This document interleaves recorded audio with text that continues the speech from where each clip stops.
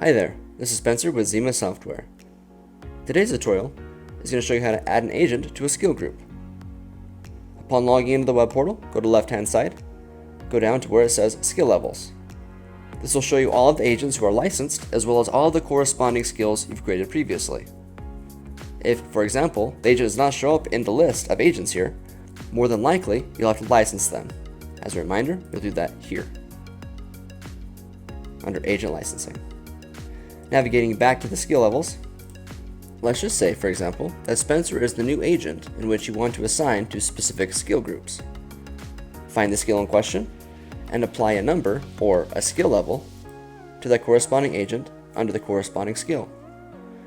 Now these numbers mean something different depending upon your routing algorithm. To find out more information on the routing algorithms, please watch our other tutorial videos. Either way, if there's a number assigned, they are now part of that skill. To finish, push save.